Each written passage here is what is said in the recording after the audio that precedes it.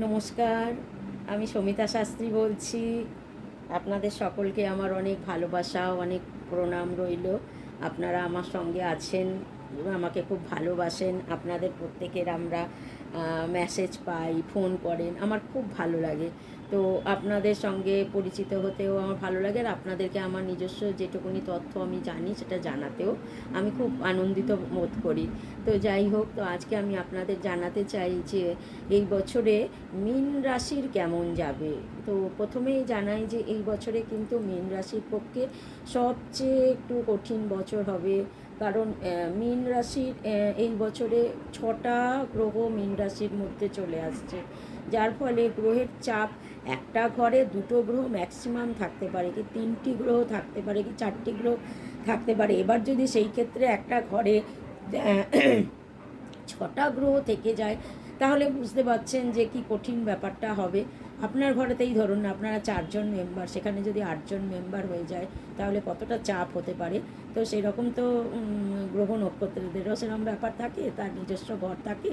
সেই ঘরেতে দেখা গেল যে 8টা নক্ষত্র এক জায়গায় এসে গেছে, বা 6টা নক্ষত্র একটা জায়গায় এসে গেছে, যার জন্য কি হচ্ছে যে ভালো গ্রহ, দেখুন তার মধ্যে কিছু ভালো গ্রহ রয়েছে, কিছু ভালো নক্ষত্রও রয়েছে, কিন্তু তার সঙ্গে তো খারাপ যারা আছে, দুর্বল প্রকৃতির গ্রহ, সেগুলোও রয়েছে, তাদেরও তো একটা প্রভাব পড়ে। এবার দেখা গেল যে খারাপ গ্রহের চাপটা বেশি আছে। 8টা গ্রহ আছে, তার মধ্যে 5টা খারাপ গ্রহ আর 2টো ভালো গ্রহ রয়েছে, 3টে ভালো গ্রহ রয়েছে।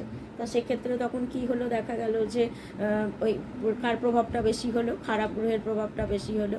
কিন্তু আবার যদি দেখা যায় যে হ্যাঁ 5টা ভালো গ্রহ রয়েছে, 3টে খারাপ গ্রহ রয়েছে, সেক্ষেত্রে আবার ভালো গ্রহের প্রভাবটা ভালো হবে।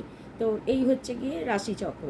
কথা হচ্ছে যে এখন প্রত্যেকের তো রাশি লগ্ন একরকম নয়, যার ফলে কার কটা গ্রহের খারাপ রয়েছে, কটা গ্রহ তার ভালো রয়েছে, কটা গ্রহ মাঝখানে রয়েছে, এগুলো আপনারা কেউই জানেন না। তো সেই ক্ষেত্রে আমি একটা কথাই আপনাদের বলতে পারি যে আপনারা কিন্তু এই বছরে যেহেতু মীন রাশিতে এই ঘটনাটা ঘটছে, আর মীন রাশির অধিপতি হচ্ছে বৃহস্পতি। তো বৃহস্পতি যিনি আছেন উনি হচ্ছেন শুভ গ্রহ। বৃহস্পতি হচ্ছেন দেবগুরু, উনি হচ্ছেন শুভ গ্রহ। উনি কুপ্রভাব কখনো দেন না, খুব রেয়ার উনি কুপ্রভাব দেন। তো আপনারা বৃহস্পতিকে তুষ্ট করবার চেষ্টা করুন। এবার বৃহস্পতিকে তাহলে কীভাবে আপনারা তুষ্ট রাখতে পারেন, আপনারা বৃহস্পতিবার করে সকালের দিকটায় উপোস করে বৃহস্পতি গ্রহের পুজোটা করলেন। পুজো কী করবেন, গ্রহের পুজো মানে আপনারা নারায়ণজির পুজো করুন। নারায়ণজি হচ্ছেন ঘরের পরিবারের সবচেয়ে বড়, বা উনি